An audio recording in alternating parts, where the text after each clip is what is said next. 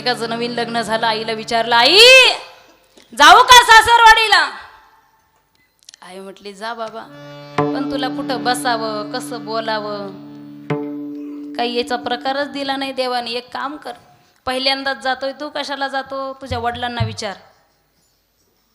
ते जर गेलं तर त्यांना जाऊ दे, तुला कळत नाही कुठं बसावं, कसं बोलावं, कसं काय करावं, त्यात तुला रात आंधळ.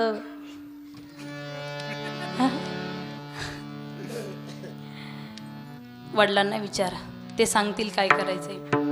बापाला विचारायला गेला, बाप म्हणला, ए येड्या, ते काय तुझं काम आहे का पाहुण्या रावळ्यात जाणं? होय बाग मी जातो. तो म्हटलं बाबा, ते येडं म्हटलं, बाबा तुमचं नवीन लग्न झालं होतं तेव्हा तुमच्या सासरवाडीला मीच गेलो होतो का? येडच ना महाराज, बोलायचं ज्ञानच नाही. बाप म्हटलं जाऊ दे, येड्याला कुठं डोकं लावणार, कधी कधी येड्याला असं सोडून द्यावं लागतं. ठीक आहे जा म्हटलं, जा बाबा तू. निघाला सासरवाडीला. निघाल्याच्या नंतर आईने 2-4 गोष्टी सांगितल्या. तिथं गेल्याच्या नंतर हे लक्षात घे, तिथं कोणीही पाहुणा दिसला तर सासरवाडीमध्ये कसे सगळे सासरेच, मेवण्यास सासाच, नाही त्यांची मजा. तिथं गेल्याच्या नंतर सर्वांना चांगलं बोलायचं, विचारायचं कसं काय, तुमचं बरं चाललंय का, लॉकडाऊनमध्ये कसं काय झालं, पोलिसाचे फटके खाल्ले का नाही खाल्ले, फाट्यावरून किती जण पळाले पाठीमाग. तिथं गेल्याच्या नंतर विचारायचं तुमच्याकडं पाऊस कसा आहे, पाणी कसं आहे, तुमचं लग्न वगैरे झालंय का, तुम्हाला पोरं बाळ आहे का, हे सगळं विचारायचं. लाडाचा जावई आच्छरदानी मच्छरदानी 4-5 जणांची तानातानी. निघालं सासरवाडीला. निघाल्याच्या नंतर तिथं पोचला महाराज. तो गावाच्या बाहेरच सासरा भेटला. सासऱ्यालाच विचारलं, मग कस काय, बरं चाललंय ना तुमचं, राम राम, मग पाऊस पाणी छान, माल छान, लॉकडाऊन बरं झालं, मग तुमचं लग्न वगैरे झालंय का? सासऱ्याला विचारलं, सासऱ्याला लग्न वगैरे झालंय का? सासरा म्हटलं आता गाढवच का विनोद करतोय का खरं बोलतोय, बरं जाऊ द्या लग्नाचं. मग तुम्हाला पोरं बाळ? म्हटलं गाढवा, मला जर पोरं बाळ नसते तर तुला जावाई करून घेतला असता का? निघाला पुढं. सासऱ्याला वाटलं याच्या डोक्याला लागण्यापेक्षा जा जावाई बापू घरी जा, मी जरा माल घेऊन येतो, किराणा माल. ते घरी गेलं. आईने 2-4 गोष्टी सांगितल्याच होत्या. मोठ्या IT मध्ये राहायचं, वजनात राहायचं, मानात राहायचं, खाली चटईवर बसायचं नाही, वरती बसायचं.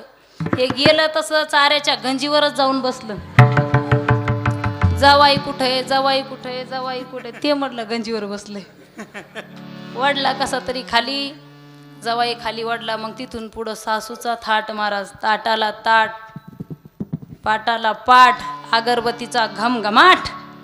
सासूच काही कोंबडी उड्या मारती तशीच उड्या मारती, नाकाचा मोती ठेवी गाणं राखी जवयाचा मान. तिथून पुढं ते पुरणपोळीचा कार्यक्रम. जवाई उशीर झाला, कार्यक्रम चालू झाला.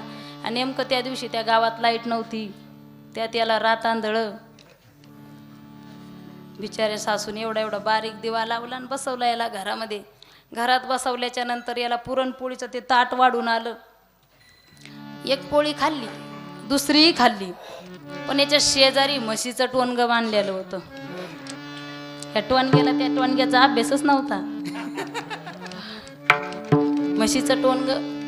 पोळी आली की टोनगच पोळी खायचं. हे टोनगं नुसतं भातच खात होतं महाराज. ह्या टोनग्याला माहीतच नव्हतं शेजारचं टोनगं खातंय.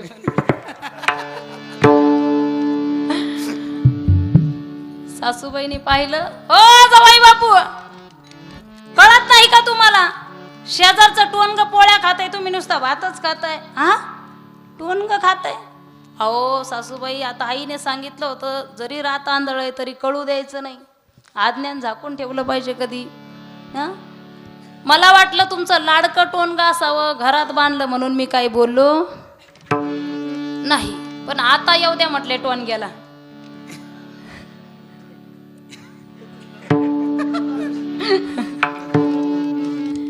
आता येऊ द्या टोनग्याला, बघतोच म्हणलं त्याच्याकडे. तेवढ्या सासूबाई पोळी घेऊन आली. अशा बाया माग केल्यांची हे फाड कंटाळून दिली. उद्या पंढरपूरला कीर्तने पकवत आपला येते. छेड ठेवून दिली सासूच्या कानामाग. ओ जावाई बापू, मी आहे ना, मी अहो म्हटले सासूबाई दिसलंच नाही मला. म्हटले कसा तरी जेवण्याचा कार्यक्रम झाला, आता आरामाचा कार्यक्रम.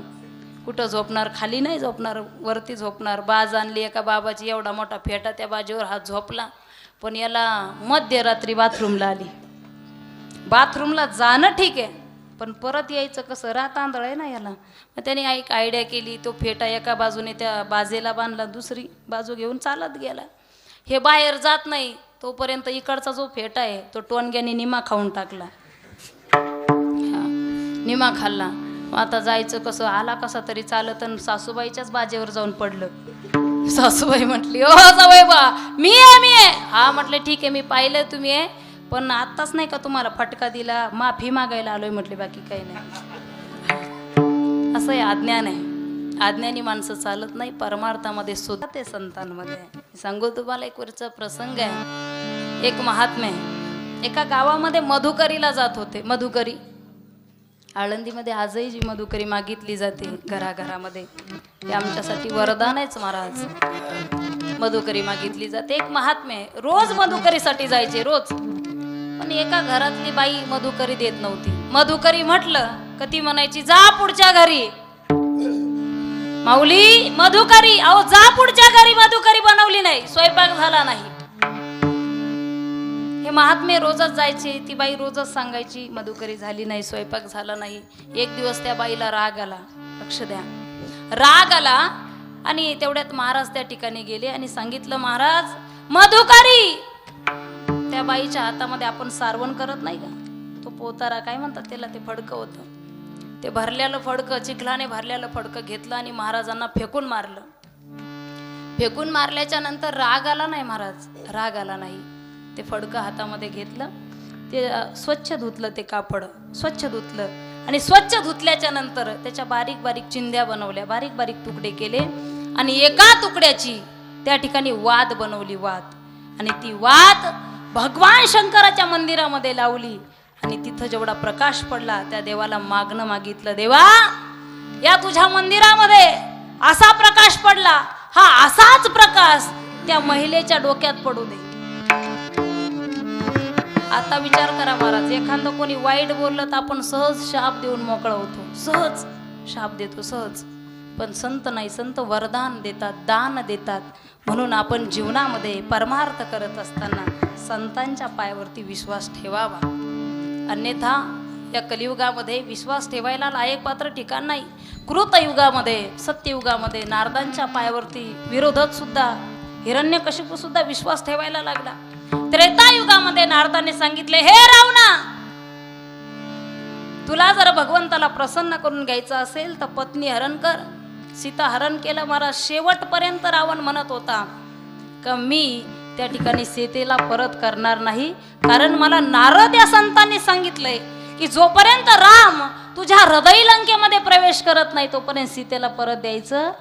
म्हणून नारद या संतांवरती विश्वास होता. द्वापार युगामध्ये आकाशवाणी सांगत असे, कंसा दरी हा भरवसा मानसीचा, आठवाईचा पुत्र बधील तुझसी, ऐकून मानसी क्रोधावला, खडंगे घेऊन माराया धावला, हात तो धरीला वसुदेव. आणि त्या ठिकाणी वसुदेवाने सांगितलं की मला जेवढे मुलं होतील मी तुला आणून देईल, मारून टाक. पहिलं मूल झालं, वसुदेवाने हातामध्ये घेतलं आणि कंसाकडे घेऊन गेले. कंसाचं मानसांतकरण जागे झालं. ते म्हटलं मला तर 8वा मारणार आहे, मला जन्माला येणारा 8व्याकडून माझा वध आहे, हे पहिलं मारून मी पाप कशाला करू. पण त्या ठिकाणी नारद संत येतात, पुण्यसार वया वधी बाल कशी ठेवू नको, वधी बाल कशी ठेवू नको.